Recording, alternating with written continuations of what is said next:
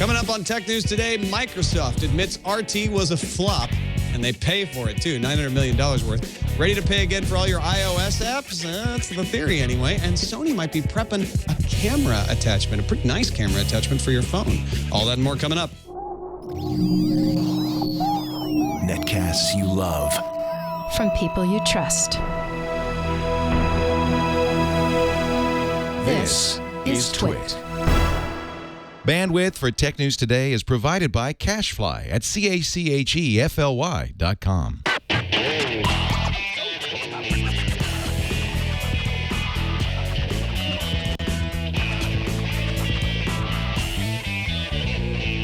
This is Tech News Today for Friday, July 19th, 2013. Tech News Today is brought to you by Squarespace, the all-in-one platform that makes it fast and easy to create a professional website, blog, portfolio, or online store. For a free trial and 10% off your first purchase on new accounts, go to squarespace.com and use offer code TNT7.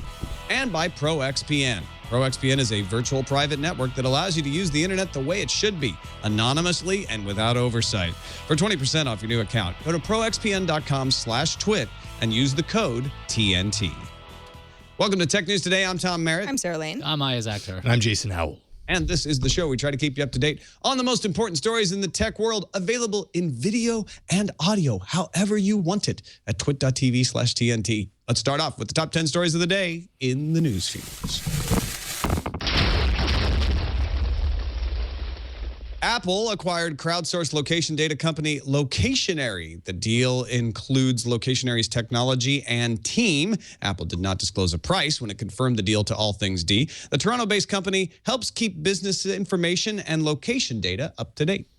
Google's second quarter came in below analyst expectations, but still managed to be impressive. The company consolidated revenue of $14.1 billion, up 19% from a year ago quarter.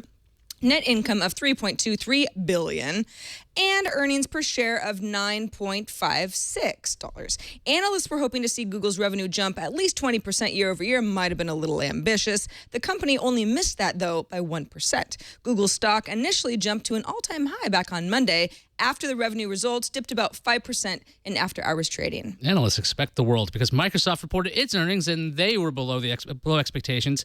The company took a $900 million charge for its inventory of Surface tablets. Microsoft earned 66 cents per share. That would not include the Surface charge, but analysts expected 75 cents per share.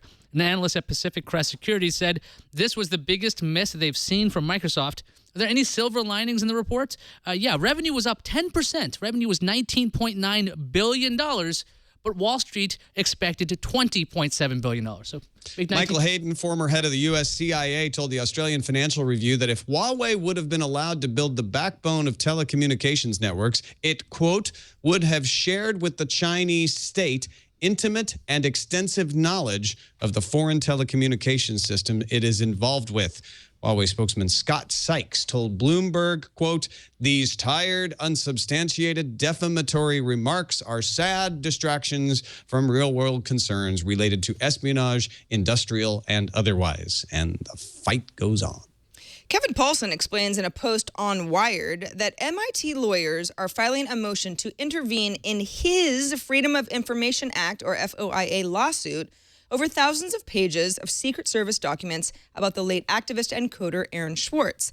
He explains back in February, the Secret Service denied his request for any files it held on Swartz, citing an FOIA exemption that covers sensitive law enforcement records that are part of an ongoing proceeding.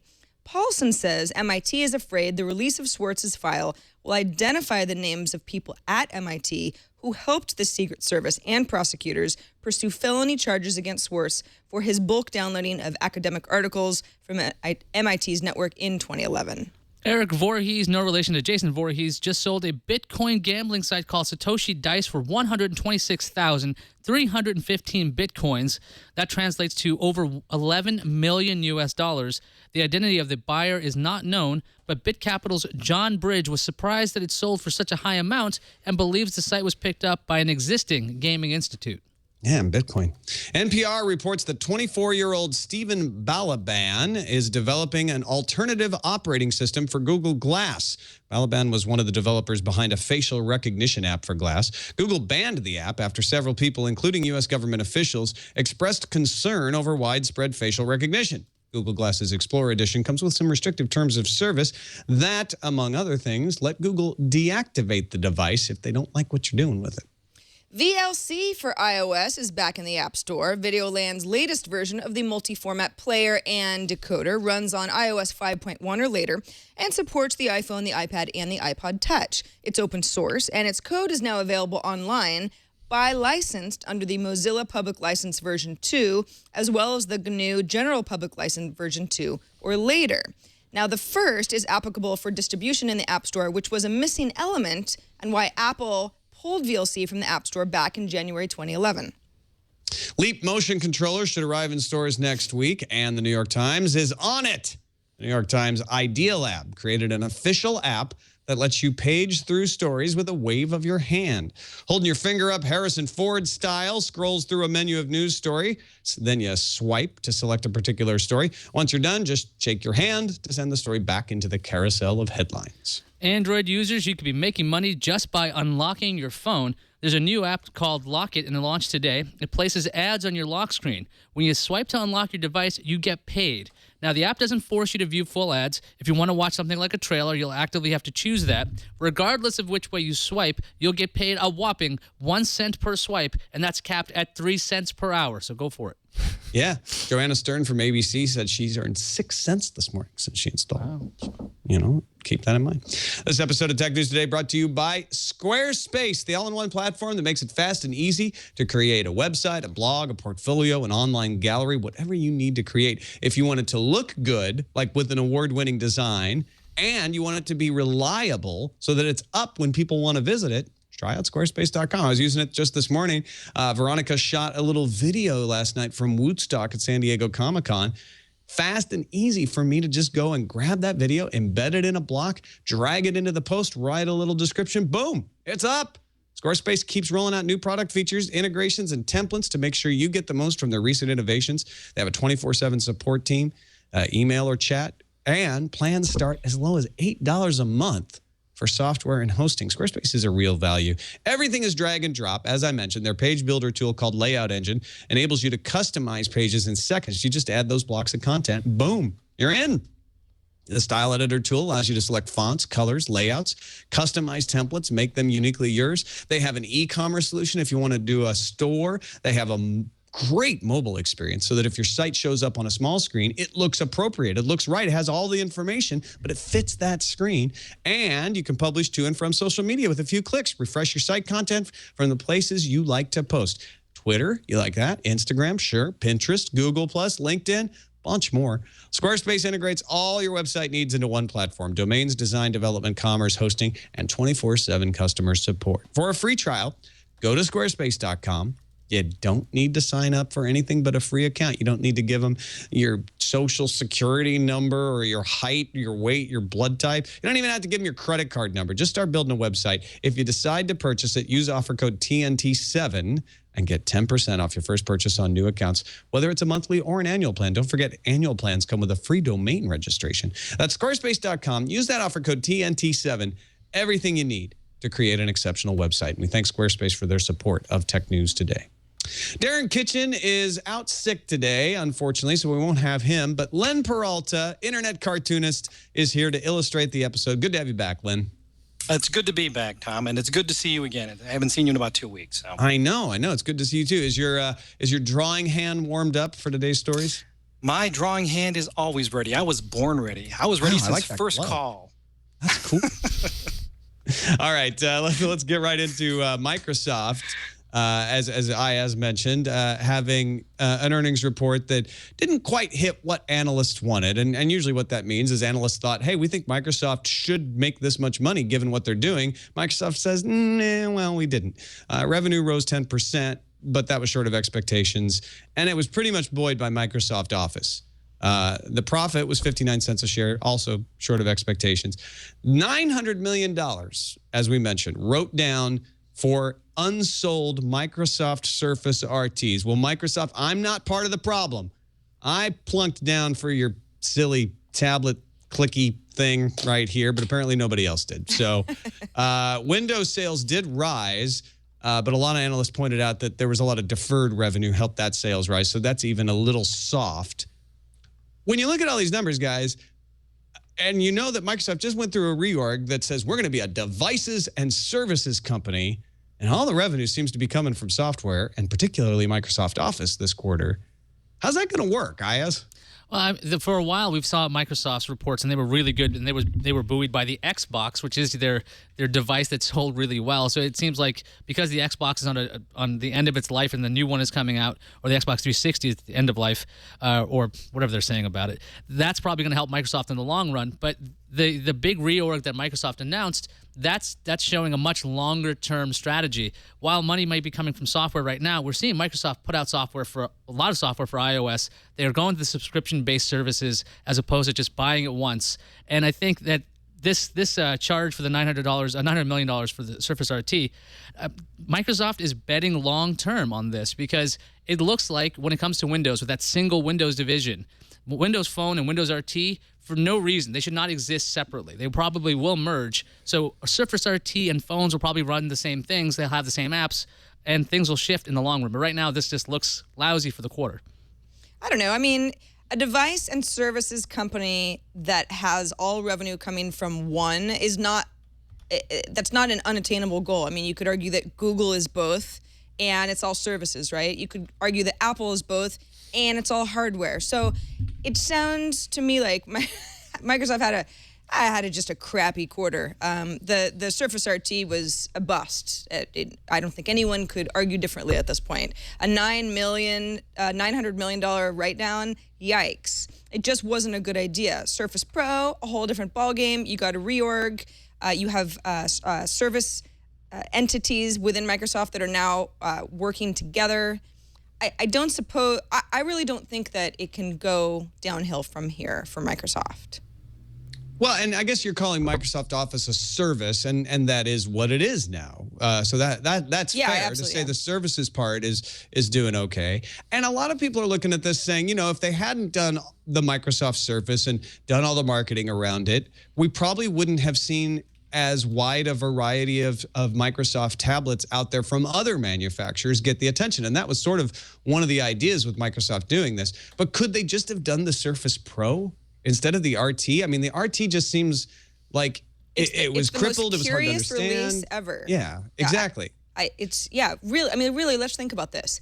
Why did Microsoft do that? Why didn't they had to have something for the holiday season? Is that what's going on here? And just hoped that somehow people would buy it like hotcakes? I think it might have just been like a toe in the water introduction to Microsoft doing a PC or a tablet at all, because this didn't directly compete with all of its old PC partners, right? And that's why the Pro was staggered off. Why the RT came out at all, again, like I was saying, long term, the idea that a lot of manufacturers are using ARM processors, Microsoft probably wants to woo companies like Samsung or Acer and be like, hey, you guys are making Android tablets. Do you know how easy it is to put Windows on that? But you don't really have to change much.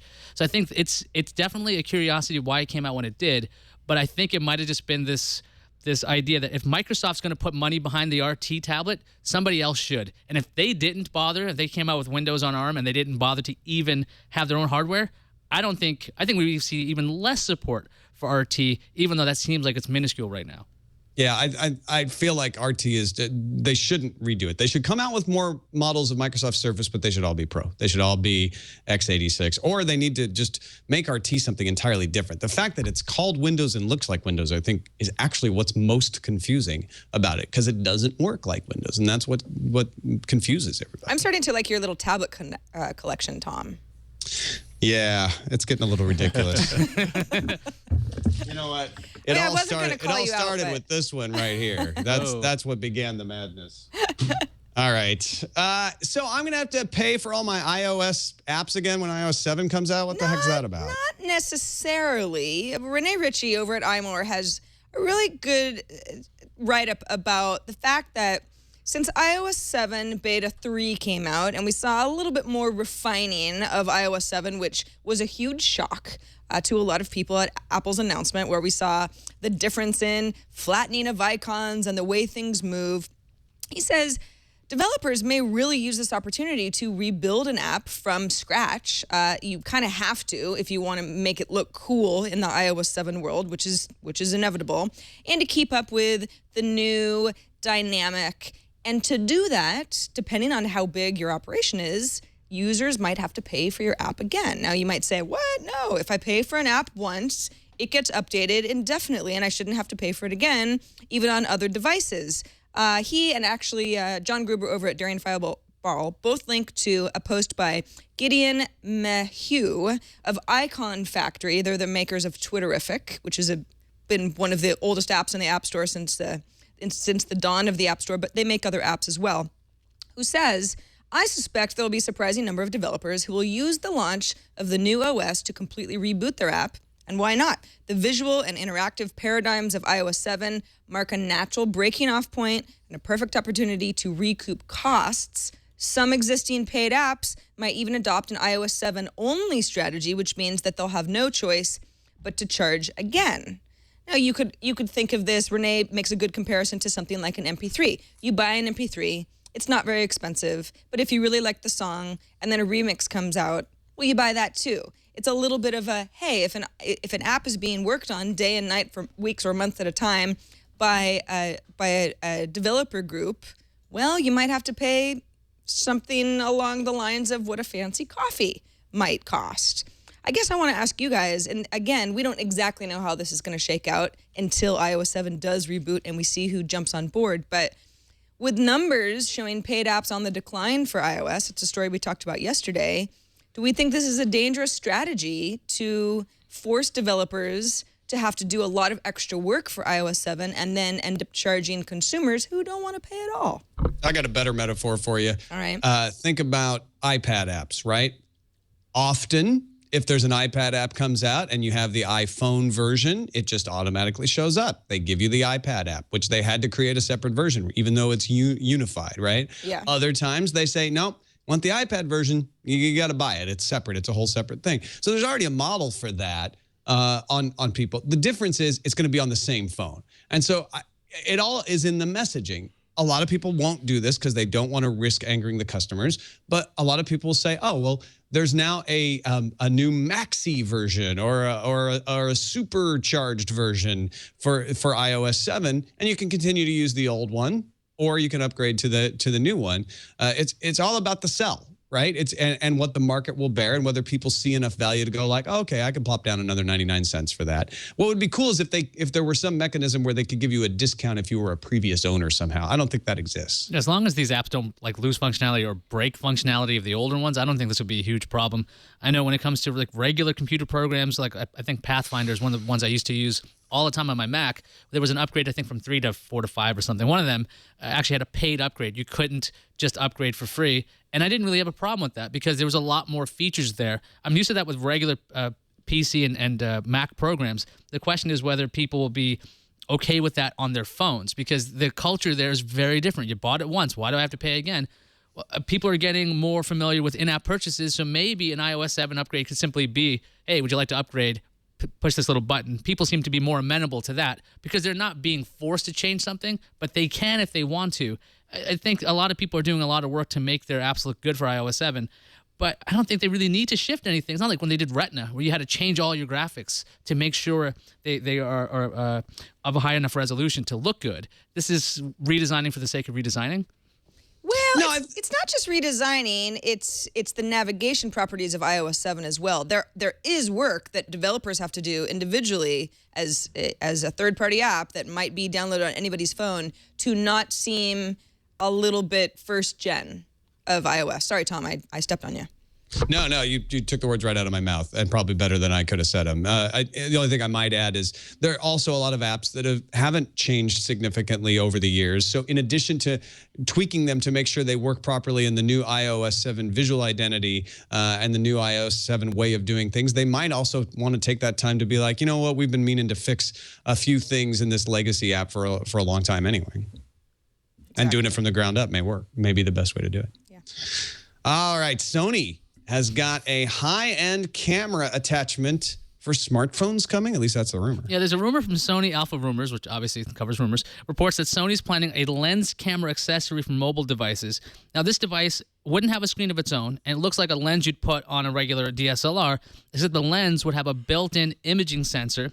Now, this lens camera would transmit images via NFC and Wi-Fi to a tablet or smartphone, so you could use that as a viewfinder, or you could have your pictures taken there. It could be mounted to one of those devices, or you could use it separately, so it's kind of like just this little scope you'd have on you. It uses the same sensor and lens as the Sony RX100 II, which uses a 1-inch 20.2 megapixel sensor and a Carl Zeiss lens. Sony Alpha Rumors rates its rumors on a scale of 1 to 5. And on their website right now, they said it's a 5, which means almost certainly correct. And they said it's confirmed rumor coming from their top sources. So this isn't just some crazy product, even though it's still a rumor. And the site also reports that there's going to be a second model with a smaller sensor and a larger zoom. You know, I've seen a lot of phones with really crappy cameras. If this is true, I think it could be awesome. Sarah, would you be thinking about putting a Sony lens on your iPhone, or like buy your iPhone? Yeah, I absolutely would. Sony's really killing it in the sort of DSLR and making high-end Sony camera equipment lately. In fact, I was just out with a friend last night who was oohing and eyeing over this new Sony mirrorless full-frame camera that he had. It was taking beautiful pictures. And I love the idea of this. Sony saying, listen, we understand that not everybody's going to carry a whole separate camera. You've always got your smartphone. That's where you're taking the majority of your pictures. But we can make your pictures really, really awesome with an attachment that you could more easily carry around with you on a regular basis. I love this idea. And if it's a real product, I want it. Yeah, I think what is intriguing about this, too, is it would be easiest to make this work in Android. I'm curious on Wi-Fi and definitely not NFC how this is going to work in iOS. And I could see Sony saying, you know what, we're putting this out for Android, because universally, Android users complain about cameras in Android phones. That's, well, at least my wife, as a representative anyway, I hear about this all the time from her. So if Sony comes out and says, hey, we're giving all Android users this amazing camera attachment, you can use it on any Android phone. Sorry, iPhone users, you're stuck with the one that's built in there. I think that could be an interesting feature to pull people over to Android. Jason, I'm curious what you think of that, being the host of All About Android. Well, I think you're right that Android devices seem to more or less have, not the perfect camera. They're getting better. If it's a separate attachable kind of thing to go along with it, something tells me that that's not going to quite take the world by storm as far as that's concerned. It's a nice option. And that actually speaks to, as far as Android is concerned, one of the things that people that are really in Android really like are these kind of out-of-the-box kind of ideas. But is it going to be this widespread adopted thing that Sony's going to load millions upon millions of these things that talk with your, with your phone to give it better camera capabilities? I don't know. Having a separate thing kind of shoots that down a little bit. I definitely like the idea of having separate accessories, because sometimes you got a device that can really do everything else great, like the Moto Droid Max, or whatever the hell that thing's called. Russell uses it all the time. It has the worst camera I've ever seen. It always looks like somebody has put Vaseline on it, but the phone itself is fantastic, except for this horrible sensor. If you could actually switch out parts or have these accessories, because these are becoming your computers, so why not have these not necessarily attachments, but these devices that work with it? I think that'd be really neat. And the other thing is, I believe iOS does have some apps, remote viewfinders for like GoPro and things, so it could work via Wi-Fi or something, not NFC, although the next phone is rumored to have NFC. I think this could be pretty cool for Sony. It just seems like a very unusual play. Yeah. But if you get in the door of using Sony products, their Xperia line of phones is actually pretty good. So it could get people to go into that halo effect and get a Sony Xperia Z. But I would love to have a camera that's just basically a little scope, and you can just upload it later. What's the whole point of the body if it has the image sensor built in? Right. Yeah, the wireless. You're just going to transfer it somewhere eventually anyway. I mean, who's editing anything on their cameras? It's almost just takes out that bulky middleman. Yeah, that's a really good point. Photos to the cloud. Evolution. Good job, Sony. Well done. Yeah. Make it happen. Let's take a quick break. Thank our other sponsor for today's show, ProXPN. More than ever, your online freedom, your online privacy is getting scarce, it seems like. You need to protect it. If not for the tinfoil hat reasons, which are in many cases perfectly legitimate, if for the practical reasons of you need to be able to use some Wi-Fi when you're out and about. If you're at a coffee shop, you're traveling at a hotel, you're in an airport, you want to use that internet, but it's not safe to use it if you've got any sensitive data going out, and you probably do. That's why you need a VPN solution. Virtual private network, like the one from ProXPN, works with almost any internet connection, and it creates a secure encrypted tunnel through which all of your online data passes back and forth.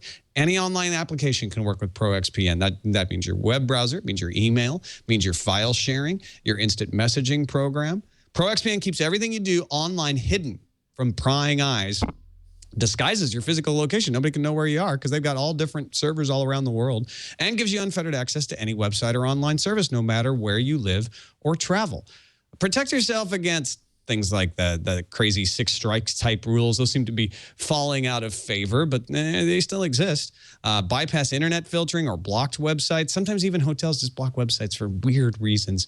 And bypass geographical restrictions for internet content and online video. They have servers in US, UK, Asia, and more. ProXPN software for Windows and Mac offers advanced controls, allowing you to select the programs and ports you want to anonymously route through ProXPN servers. I use it on my phone as well. And Steve Gibson gave it a great review on security now. So try it out. Go to proxpn.com/twit for more information and to sign up. ProXPN premium accounts are normally $9.95 a month or $74.95 for an entire year. It's not that bad, but we've got a special offer that makes it even cheaper.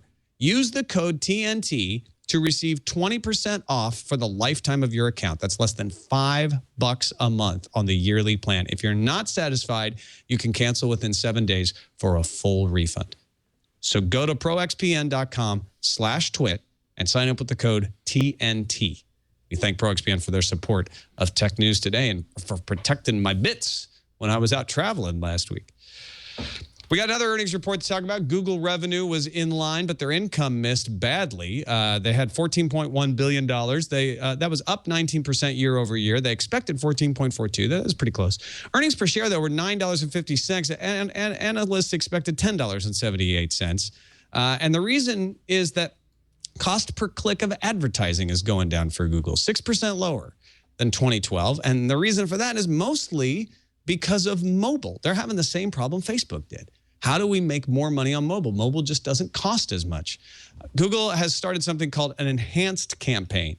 And you may not care too much about this, but just to summarize it for you, if somebody's buying an ad now, instead of just buying it on the desktop search, which is a mature market, they're also automatically going to get it on mobile and on phone. Now, you can opt out of the phone, but you can't opt out of the tablet. And what that does is it increases the cost per click for Google of tablet and lets them make more money off of mobile. They say that this program started too late to have any impact on this past quarter, and it's going to turn out to be great soon. BMO Capital Markets disagrees. They say investors should assume continued margin erosion, as they say, quote, new investments will never match the margins of the core search business. Mobile's just never going to make the money the desktop search says. On the other hand, Piper Jaffray analyst Gene Munster, who we know from his Apple rumors, says enhanced campaigns is the biggest change in the Google ad platform to date, and it will likely take 6 to 12 months for the positive impact to show in the numbers. Now, why should you care about this? Well, if you want Google to continue to make self-driving cars and Google Glass and lifting balloons with the internet around the world, this is where they're getting all their money. Sarah, do you think they can profit on mobile any better than Facebook has? That's a really good question. Facebook has shown that it has a game plan on mobile. It was slow to get into the market, but now that it's there, I don't think anyone is under the impression that Facebook can't do this. Along the same lines, I think Google has just a bit of a learning curve here. Let's make sure that we're able to profit the way that Google's core business has known to do on mobile. But 6 to 12 months at the minimum from Gene Munster, even with that said, that's a lot of sort of fear, uncertainty, and doubt that can happen in the minds of analysts and consumers and stock prices, and Google having less money to do fun play around stuff that we've grown used to it doing. So yeah, I mean, even if this is not anything that Google can actually make as successful as far as its previous margins go, it seems like kind of a scary way to go into the next potential year. Yeah, but it also makes sense, though, why Google continues to make apps for iOS. The fact that it can be on pretty much the majority of every device, not just on the web and the browsers and things that way, but having these apps that have these ads built in, it also makes sense. Some of their acquisitions make more sense to me now. If you're looking at like Zagat's reviews, or if you're looking at Waze, if they can somehow put those together, you can have ads in Waze through Google. They're going to make a ton of money this way. So they might not be able to make money the way they want to normally with their old methods, but by having these apps that can have more and more ads, I would think that would give them more revenue in the long run. It is a little bit surprising to see that they were down, but it just, I think this will probably will be good that Google will be making apps for iOS and Android, and pretty much they'll probably be ad laden, but they'll be targeted well. All right, another industry that's always looking at how much money it can make is music, and U.S. music sales are down, Sarah. This is bucking a recent trend anyway. Yeah, Nielsen numbers on streamed music show that for the first 6 months of 2013, streaming music is actually up by 24% to 51 billion streams. Overall, sales of albums and track equivalents were down by 4.6% over a year ago, now hovering at about 210 million units.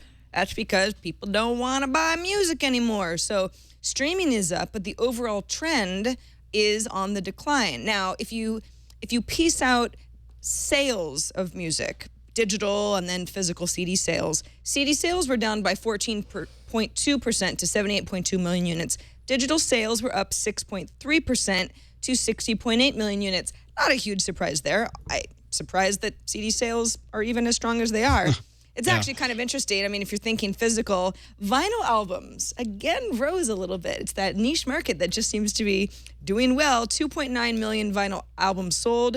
That is up a very impressive 33.5%. Oh, almost 33 1/3%. Almost. Awesome. That really would have been. Just above that. All right, so let's go back to streaming music. Okay, the trend is going towards streaming music. Got it. What was the most popular streamed track? Well, it was the Harlem Shake, which was a viral video / song. You can probably think of the song in your head, but you likely didn't stream that from Spotify or RDO or Deezer or one of those other sites. You probably saw a YouTube video, which then in turn drove a lot of music streaming. So that's sort of a weird, strange anomaly, you know, that we haven't really seen things like that happen before. I mean, unless you think of something like Gangnam Style. In general, the top 10 top stream songs are just popular songs, you know, in mainstream stuff.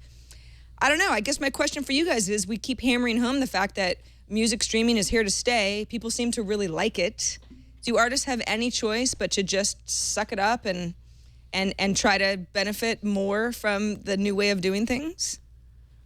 I don't know if the artists have to worry so much as it's the record companies. They originally were hesitant to do the streaming services, but now there's about 1 billion of them. There's, you know, the Google services, iTunes Radio. So I don't know if artists are going to be stomping their feet. Like, I think it was Radiohead. They're the company that But the whole point of Radiohead stomping their feet is because little emerging indie artists are the ones that are making less money and therefore never really going to make it big on a streaming model. So Radiohead. We keep saying Radiohead. I started this mistake, by the way, so I feel like I need to correct it. Tom It was York of Radiohead. Tom York with his other bands, not Radiohead itself. Okay. But go ahead. So then Tom York needs to come up with his own streaming services that take care of indie artists, because the thing is, streaming services, the way this stuff's going, it's basically about broadband and wireless penetration, right? It used to be that you would download music because you would not have a steady connection enough to constantly get this music. Same thing with video. That's why all this television stuff's happening on the web now. So streaming just seems like it's just the byproduct of having an always-on device. Because it used to be that you didn't have, well, when I was a kid, we didn't have always internet-connected devices. So you would download or buy a CD for offline times. But yeah, I think the artists and record labels have no choice. They have to be on the streaming services. We started downloading music illegally or illegally because it was more convenient than buying a CD, right? And having to deal with discs. You could just have your music right with you wherever you were. We started streaming music in large numbers because people generally feel it's more convenient. I don't have to think about managing my MP3s and what device they're on. They're just always there for me in the cloud. So I'm shocked that as the marketplace moves to a more convenient way of consuming the content that the industry is so slow to adapt to monetizing it. It's just not like the recording industry. That was really good deadpan. No, I mean, in all seriousness, I think this is just a fight over the monetization as the market shifts to doing streaming, right? The industry wants to milk more money out of the Spotifys and Pandoras out of there, and that's why we see these studies from them every day. And these services want to keep those costs as low as possible so they can make as much money as possible. They'll figure it out. I have no doubt about it. Spotify's already, I threw this link in there, Sarah. I don't know if you saw it. Spotify's already putting out studies saying, music piracy rises after festivals. And we think it's because the music they hear at the festivals isn't available for purchase or on Spotify. So if you put it on Spotify, they wouldn't pirate as much. Oh, that's interesting. Yeah, I hadn't seen that story. Well, Spotify, they're pretty good at spinning things in their favor. If you think about, okay, let's let those top 10 songs, right? Songs that are very, very, very popular in pop culture, like the Macklemore freaking thrift shop song, right? That was number 2 after Harlem Shake. Those are the sorts of things that don't really drive album sales. People just want to download the song, right? So you can go to the iTunes store, download a song for 99 cents. Okay, whatever, that's fine. That's been going on for a while. But the streaming model just makes so much more sense because that's one of these things that's popular and you kind of get it out of your system. And then what do you do with that file? More and more, that doesn't really make sense. You just want to listen to it. You want to have the right to listen to it. You listen to it 10 times a day for 20 days, then you never want to hear it again. And the streaming model is great because then you don't have these remnants all over the place of these songs that were really popular a year ago that you don't care about anymore. Yeah, and there's all kinds of ways to say, well, Spotify is paying more than radio. If you think about how many people listen to a particular radio station at any given time, how much money is being paid to serve them, et cetera, et cetera. That's why I think this is a lot of negotiating, positioning, and we're just waiting for them to catch up with what we want to do with our music, which is listen to it. We'll pay. And that's the thing. There's this myth that maybe we don't want to pay it. We'll pay. We don't want to pay a lot, but we will pay. People will. The money is there for the music industry. They just didn't figure out how to divvy it up. Another market that's lagging behind maybe what people would like it to do is television over the internet.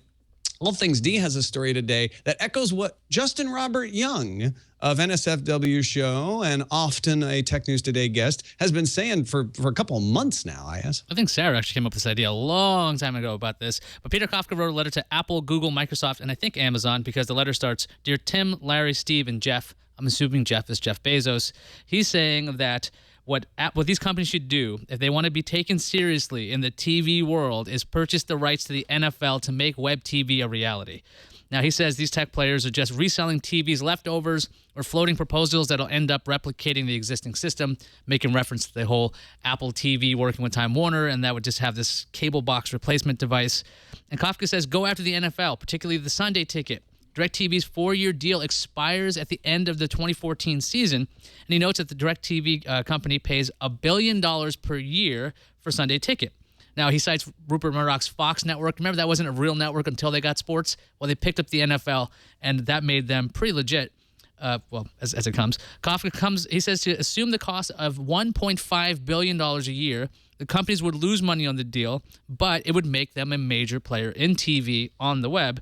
And he compares the cost to other projects. So at $1.5 billion a year, it's $6 billion for 4 years. That's half of what Google paid for Motorola. It's only 4% of Apple's cash pile. Now, the NFL on the internet box. Sarah, do you think that's the only way these tech companies can really become a serious player in the TV market? No, it's not the only way, but it's the best way. If you've got the NFL, you have... It completely changes things. Let's be honest. It's the most popular sport, most widely watched in the U.S., partly because the season's short and it's very exciting. But yeah, I mean, I'm a cord cutter, Ayaz. I don't know if you were aware of that. Are you now? Yeah, Okay.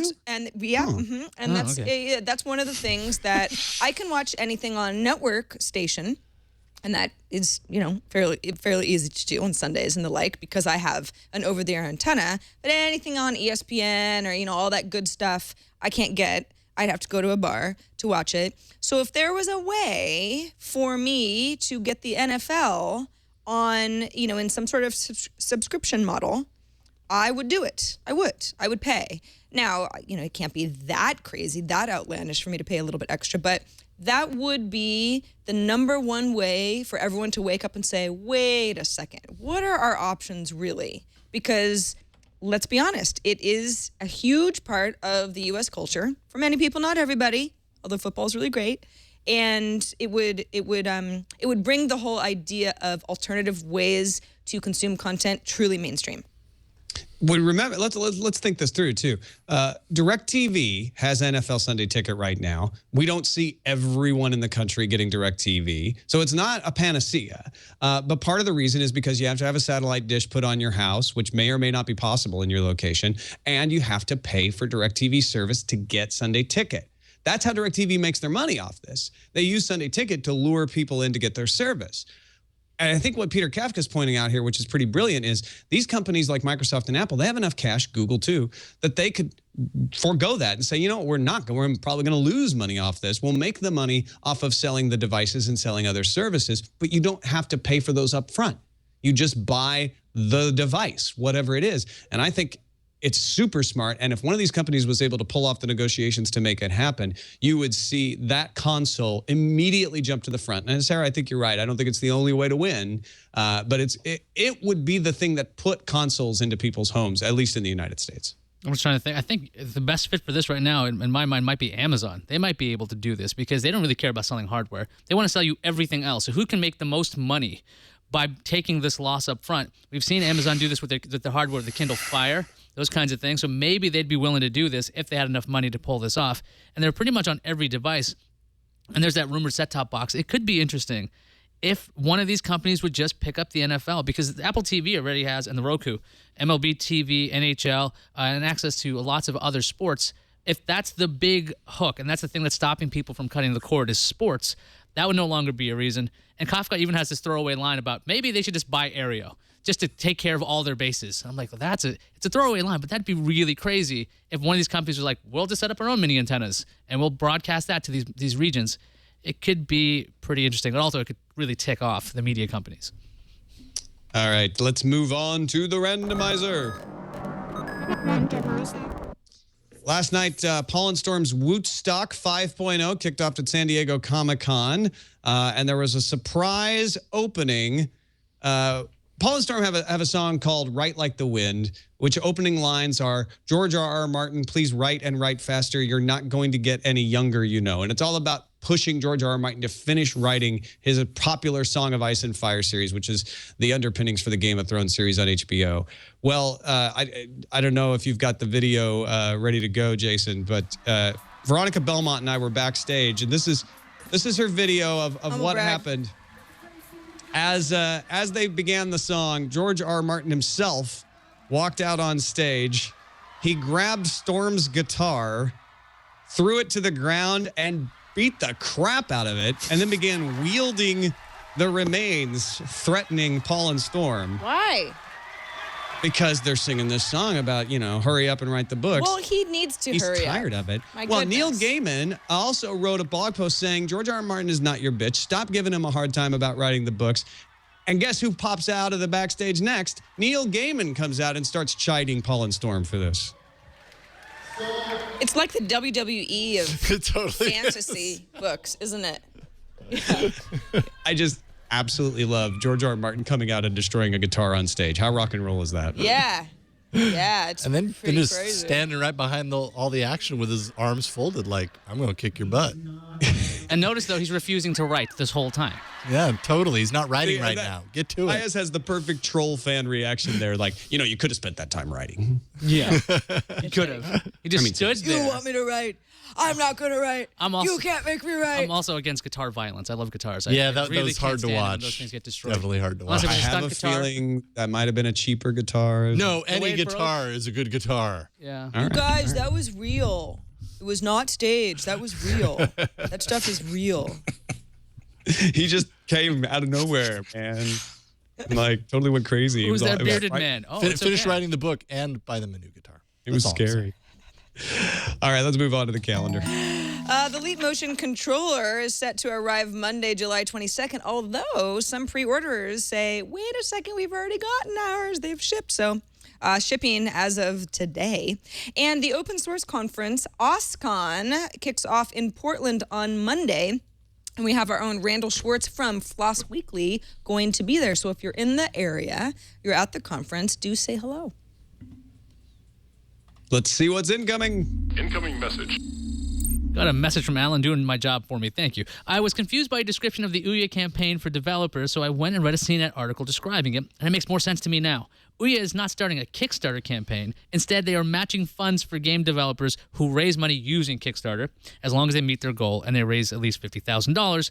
So Ouya is basically giving a big thank you to Kickstarter and developers by encouraging developers to raise funds on Kickstarter.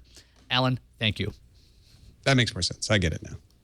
Thanks, Al. Got another email from Nate who says, I wanted to comment on that in-app payments and free apps discussion in yesterday's show because I don't think you mentioned gaming, which I believe is the area this model is having the most worrying effect on. The volume of free apps has forced developers into a corner where they feel the only way to get a chance of being seen is to be free, but they have to centralize in-app payments as a core mechanic of their app from day one in order to eventually make any money. This isn't too bad for standard apps, but for games, it can be devastating. It's forcing artists and designers to become salesmen, designing games around the selling and reselling themselves, and that's not conducive to great or memorable relationships with a franchise. One game I think I heard about from Sarah on iPad today is Bomb Cats. Actually, no, I haven't heard of it, but it has cats in it, so I like it already, which is a great physics game utterly destroyed by game mechanics that exist only to sell ways to beat the levels more easily.